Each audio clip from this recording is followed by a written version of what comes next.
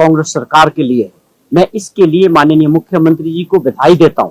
कि आपका 100 दिन का कार्यकाल, पहली बार आप मुख्यमंत्री बने और उसके बावजूद 100 दिनों में आपके जो फैसले लेने की जो आपकी सोच है, या जो आपने बजट के अंदर जो दिखाया कि किस प्रकार का प्रदेश का अगला बजट होगा, और हिमाचल प्रदेश अगले 10 सालों के लिए आपने जो एक रोड मैप तैयार करने की जो कोशिश की, उसके लिए इन सब फैसलों को देखते हुए मुझे लगता है कि ये चीजें रही होगी निश्चित तौर पे उसमें पैमाना कि आप में फैसले लेने की एक लीडरशिप है। और उसके अलावा जो आपके विजन है प्रदेश के लिए, चाहे वो ग्रीन हिमाचल प्रदेश की बात करें, सोलर ऊर्जा में जाने की बात करें, या इलेक्ट्रिक वाहन की तरफ जाने की बात करें, जिस तरह से मुख्यमंत्री ने ये इनिशिएट किया है वो पूरे देश के अंदर अपने आप में एक आइकॉन बने इस बात को लेके। और एक बहुत प्रेस्टिजियस ग्रुप जो है इंडियन एक्सप्रेस ग्रुप ने जिस प्रकार से जो सर्वे किए होंगे, उनका जो भी तरीका रहा होगा, उसमें 100 लोगों का एक powerful people of the country 100 लोग, उसमें 79th पोजीशन में हमारे मुख्यमंत्री जी को प्रदेश के माननीय ठाकुर सुखविंदर सुक्खू जी को उन्होंने स्थान दिया है। इसके लिए मैं बहुत बधाई देता हूं। बहुत बड़ी अचीवमेंट है किसी भी मुख्यमंत्री की। ये अपने आप में प्रदेश के अंदर से तो पहली बार आया हुआ है, लेकिन मुझे लगता है पूरे देश के अंदर भी ऐसा मिसाल नहीं होगा कि कोई मुख्यमंत्री 100 दिन के अंदर अपने कार्यकाल में जो है इतनी बड़ी उपलब्धि के साथ आगे आया होगा। ये हमारे लिए बहुत खुशी की बात है। इसके लिए मैं उनको और पार्टी को और सरकार को बधाई देता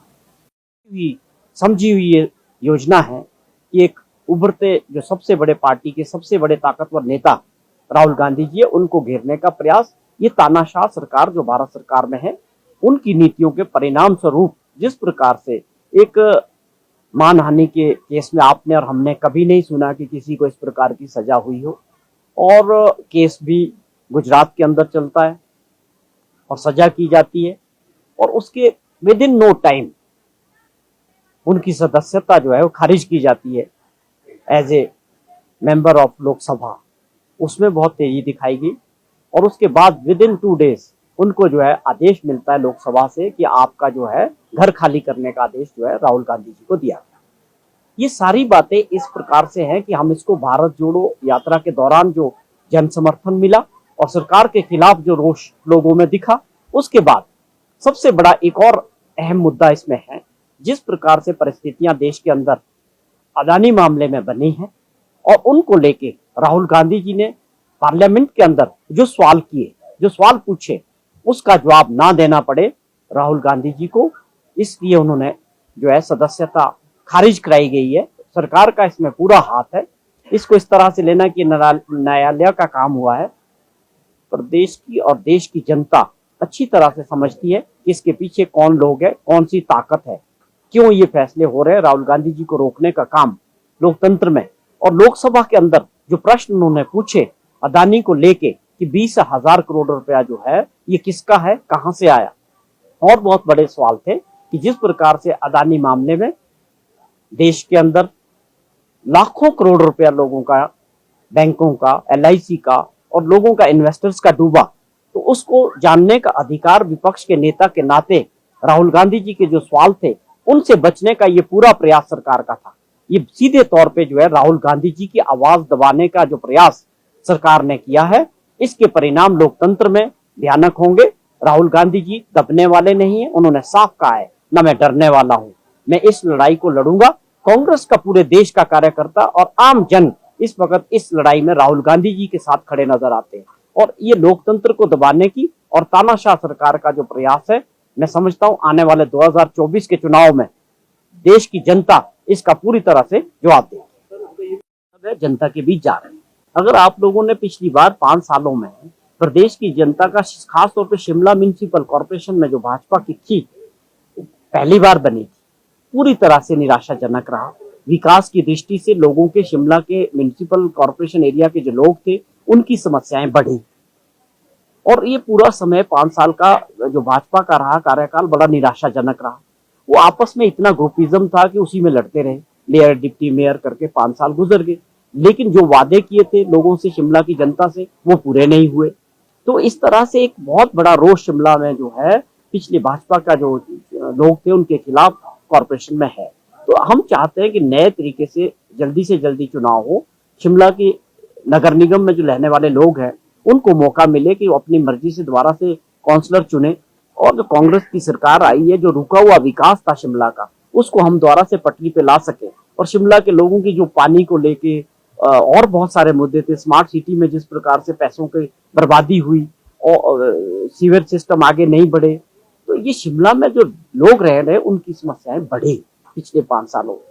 अब ये इनको इसमें अड़ंगा नहीं अड़ाना चाहिए और इलेक्शन फेस करने के लिए तैयार होना चाहिए। हम सीधे तौर पे कहते हैं कि आप भाजपा जो है चुनाव को फेस करने से डर रही है, इसलिए वो न्यायालय का दरवाजा खटकाने का प्रयास कर रहे हैं। हम तो कहते हैं आप चुनाव में चलते हैं, लोगों ने फैसला करना है, जो मतदाता फैसला करेगा। हमें पूरी उम्मीद है कि जिस प्रकार 100 कुछ दिनों का कार्यकाल कांग्रेस सरकार का और माननीय मुख्यमंत्री जी का रहा है, हमें पूरी उम्मीद है कि शिमला में लोगों का भारी जन समर्थन हमको मिलेगा और म्युनिसिपल कॉर्पोरेशन में निश्चित तौर पे कांग्रेस पार्टी पूर्ण बहुमत से ऊपर इस कॉर्पोरेशन में जीत हासिल करेगी। को इसके पीछे जो राजनीतिक कारण है वो समझने का प्रयास, पूरी तरह से ये राजनीतिक दृष्टि से सब कुछ हुआ है, और जो सरकार देश की है, जो अहम में चल रही है, अहंकार में है, जो दबाने का प्रयास किया जा रहा है, उसमें जितनी भी एजेंसीज है देश के अंदर उनका मिसयूज हो रहा है। ये कोई नई बात तो है नहीं। ईडी क्या करती है, सीबीआई क्या कर रही है, इनकम टैक्स क्या कर रही है, विपक्ष के नेताओं को किस तरह से दबाया जा रहा है, उनकी आवाज को किस तरह से दबाया जा रहा है, इसकी सबसे बड़ी उदाहरण राहुल गांधी जी है। क्योंकि राहुल गांधी जी आप देखेंगे पिछले काफी समय से, आप ये समझिए 7 वर्षों से 8 वर्षों से लगातार लोगों के मुद्दों को, जनता के मुद्दों को उठा रहे हैं, हर मुद्दे के ऊपर सरकार को घेर रहे हैं। ये सरकार को और देश के प्रधानमंत्री जी को पसंद नहीं कि उनकी कार्यशैली के ऊपर कोई उंगली उठाए। ये दम केवल राहुल गांधी जी के पास था, इसलिए ये पूरी तरह से उनकी आवाज को दबाने का जो प्रयास किया जा रहा है, लेकिन उन्होंने अपनी मंशा साफ कर दी कि मैं ना डरने वाला हूं ना दबने वाला हूं। और आज इस परिणाम के बावजूद, इसके बावजूद आप देखिए कि एक बहुत सारे ऐसे लोग हैं जो ना मेंबर ऑफ पार्लियामेंट है ना एलिजिबिलिटी, उसके बावजूद बंगलों में रह रहे हैं दिल्ली में। ऐसी कौन सी नौबत आ गई कि आपको राहुल गांधी जी को विद इन 2 डेज नोटिस देना पड़ा कि आप अपना घर खाली करें। आज हजारों लोग, लाखों लोग इस बात को लेकर बहुत आहत है कि ये किस प्रकार का लोकतंत्र है जहां आप विपक्ष के नेताओं को इस तरह से टारगेट करते हैं। और साफ तौर पे जो अदानी वाला केस था उसमें सरकार के पास जवाब नहीं था कि ये पैसा कहां से आया, जवाब देना चाहिए था पार्लियामेंट में। और बहुत सारा पैसा जो है काला धन के जरिए आया, या जो उनके बाहर शेल कंपनीज है उसके जरिए इसमें इन्वेस्टमेंट आई, या उन्होंने अपने आप को किस तरह से फेक जो है अपनी वैल्यू दिखा के शेयर मार्केट में लोगों का पैसा लगवाया। जब ये सारी चीजें जवाब देने का वक्त आया, सरकार इसमें घिरती नजर आई, सरकार के पास जवाब नहीं था, तो ये सीधे तौर पे जो है राहुल गांधी जी की आवाज को दबाने का प्रयास किया गया। ये है कि ये जो शिमला नगर निगम का चुनाव है, ये विधानसभा के चुनाव से पहले होना था, ऑलरेडी काफी डिले हो चुका है। पहले भी सरकार जो थी भाजपा की पिछले टाइम, वो इसको फेस नहीं करना चाह रही थी, क्योंकि हालात ऐसे थे कि उनकी हार निश्चित थी, और जो बाद में विधानसभा में दिखी भी, तो वो टालने का प्रयास जो भाजपा का पहले भी था, आज भी वही काम कर रहे हैं। हमारी कांग्रेस की सरकार बनने के बाद हम चाहते हैं कि म्युनिसिपल कॉर्पोरेशन शिमला का चुनाव हो, और इसको लेके हमने अपनी नोटिफिकेशन भी कर दी, पूरी तैयारियां कर दी। जो वार्ड्स थे वो 34 रखे गए हैं। इसके अलावा जो है